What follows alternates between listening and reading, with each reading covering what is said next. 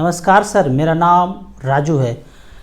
Part 7 में हम बात करेंगे रिटायरमेंट प्लानिंग के बारे में। मान लेते हैं कि आज एज 40 साल है और 55 साल के एज में रिटायर्ड होंगे, तो अभी अगर खर्चा बच्चे पढ़ लिए हैं उस समय तो खर्चा थोड़ा कम हो जाएगा, अभी तो खर्चा ज़्यादा है, लेकिन 50,000 रुपये पर मंथ खर्चा हम मानते हैं और 6% का इन्फ्लेशन है, तो उस समय 1,19,000 रुपया खर्च होगा। अभी के जीवन यापन के लिए खर्चा अगर 50,000 रुपये पर मंथ है तो उस समय यहाँ पे देखेंगे अभी जो 50,000 रुपया है 15 साल के बाद 6% का इन्फ्लेशन हो तो यही 50,000 रुपया का वैल्यू उस समय इतना ही, जैसा जीवन यापन अभी कर रहे हैं ऐसा ही करने के लिए यदि 6% इन्फ्लेशन हो तो 1,19,000 रुपये पर मंथ चाहिए।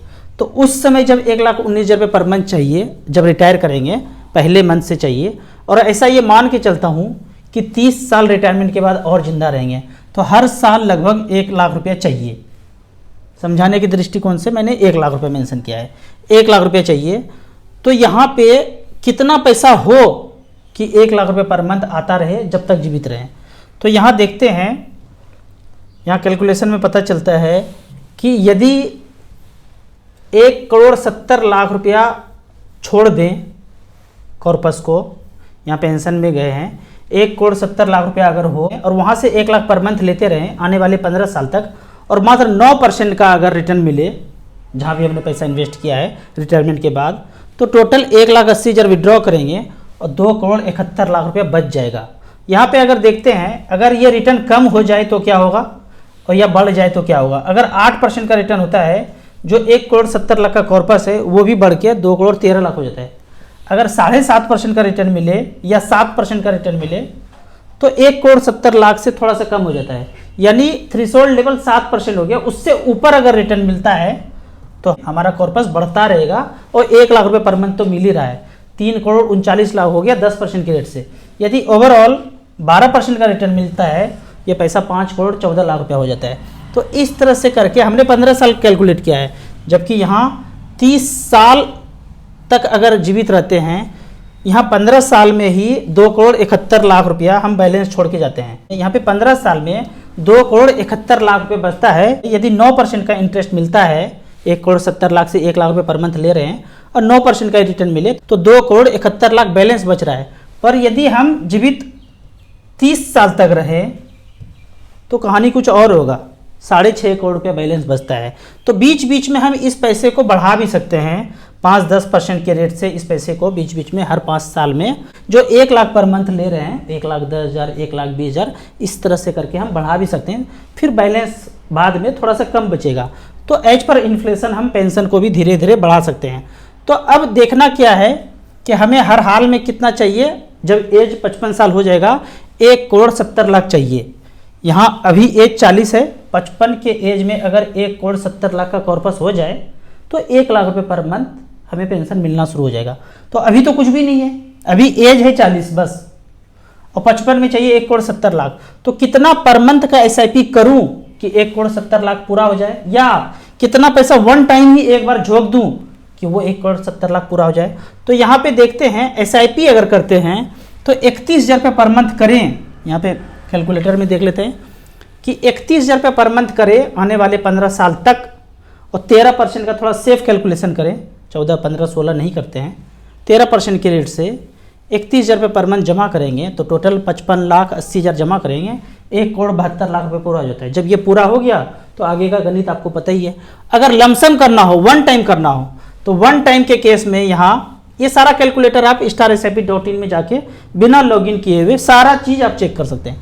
लमसम करना है वन टाइम तो 28,00,000 रुपया कहीं का विवादित प्लॉट है या पैसा अपना है, कहीं सूद ब्याज पे लगाए हैं, जो भी है कहीं से भी आए पैसा, 28,00,000 रुपया अगर वन टाइम छोड़ देते हैं 15 साल के लिए और 13% का रिटर्न मिलता है तो 1,75,00,000 रुपया हो जाता है। आप कहेंगे कैसे हो गया, तो यहाँ पे कैश फ्लो दिया हुआ है, हर साल कितना इंटरेस्ट, कितना मैच्योरिटी हो रहा है, वो सारा डिटेल नीचे दिया हुआ है। नीचे वही रिजल्ट आएगा, 1,75,00,000 का रिजल्ट आएगा, हर साल का ब्यौरा दिया हुआ है।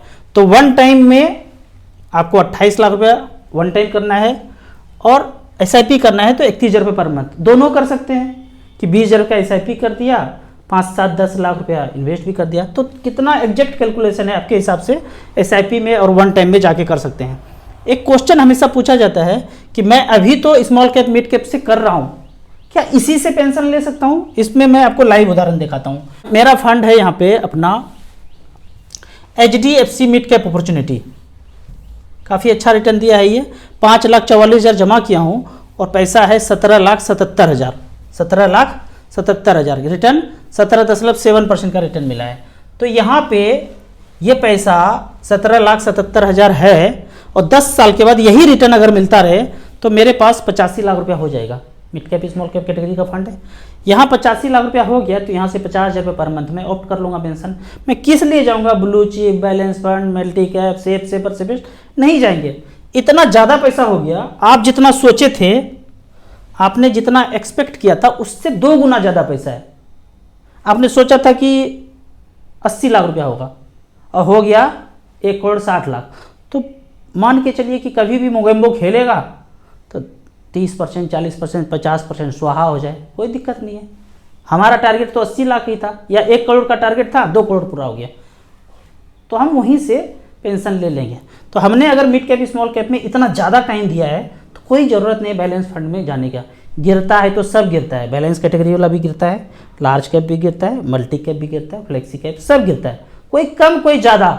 हमारा पैसा इतना ज़्यादा हो गया कि गिरे गिरे कोई दिक्कत नहीं है, तो वहीं से कर सकते हैं। अब यहाँ पे स्कीम वाइज लाइव उदाहरण दिखाते हैं कि हमने StarSIP.in में यहाँ पे मेन्यू में 6 नंबर पे HWP में जाना है। HWP में चले गए और यहाँ पे 1,70,00,000 रुपया लिख दिया। 1,70,00,000 पे 5 0, 1 2 3 4 5 और यहाँ पे 1 लाख रुपये पर मंथ लिख दिया। जो कुछ भी कर सकते हैं, अपने हिसाब से बढ़ा घटा सकते हैं और 15 साल ले लिया, सबमिट कर दिया। सबमिट करने के बाद ये आ गया परसेंटेज वाइज, हम ले लेंगे AUM वाइज, जिसमें AUM ज़्यादा है वो सबसे ऊपर। तो पहला फंड आता है SBI इक्विटी हाइब्रिड 58,000 करोड़। इसमें 1,70,00,000 रुपये किसी ने रखा था कॉर्पस बना के 2008 में और 1 लाख रुपये पर मंथ लिया था, 1 लाख रुपये पर मंथ। तो टोटल विड्रॉ किया 1,80,00,000 और आज बैलेंस बचा है 4,97,00,000 रुपया। जो खाया और जो बचा दोनों को जोड़ेंगे तो 6,77,00,000 होता है, 12.52% का रिटर्न मिला है। उसी तरह HDFC का, ICC का रिटर्न देख सकते हैं। अब यहाँ पे इसके डेस्कटॉप वर्जन में जाएंगे तो इसका कैश फ्लो भी देख सकते हैं। यहाँ पे फंड आया था SBI, तो SBI के कैश फ्लो में जाते हैं। जब 1,77,00,000 रुपये यहाँ पे लगाया और 1 लाख रुपये पर मंथ लेना शुरू किया तो यहाँ कैश फ्लो दिया हुआ है, HDFC, ICC, कैनरा, ये सारे का कैश फ्लो दिया हुआ है। हम देखते हैं SBI का कैश फ्लो।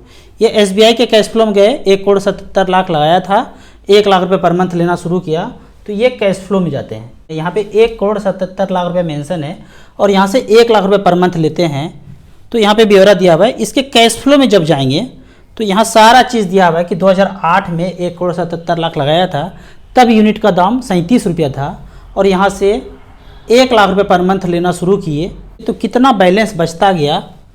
यहाँ पे एक बार जब पैसा गया तो प्लस में है और निगेटिव मतलब पैसा आ रहा है, तो 1-1 लाख रुपये पर मंथ लेते गए तो यहाँ लास्ट में एक एक करके हर महीने का यहाँ पे कैश फ्लो दिया हुआ है कि लास्ट में कितना पैसा बचता है बैलेंस। लास्ट में यहाँ बचा है टोटल 5,15,00,000 रुपया। तो इस तरह से करके रिटर्न अगर चेक करते हैं, हमने तो कैलकुलेशन के दृष्टिकोण से 9 से 10% का कैलकुलेट किया है, लेकिन पिछला इतिहास देखते हैं बैलेंस फंड में, तो बैलेंस फंड में भी 12.23% का रिटर्न यहाँ पे दिया है। तो 12, 13, 14% तक रिटर्न मिला है। तो मैं बोलता हूँ बैंक वाला आपको बैलेंस फंड लेना चाहिए। SBI balance fund, HDFC balance fund, ICC balance fund और एक कैनरा का अच्छा है। 3-4 में अलग अलग करके लगा सकते हैं। लेकिन या पहले से मिड कैप स्मॉल कैप कर रहे हैं तो वहीं से हम बाद में पेंशन भी ले सकते हैं, क्योंकि पैसा ही इतना ज़्यादा हो जाएगा कि वहाँ से हम पेंशन ऑप्ट कर सकते हैं। अगले पार्ट में हम बात करेंगे tax planning and mutual fund investment में टैक्स प्लानिंग हम कैसे कर सकते हैं। Thank you so much.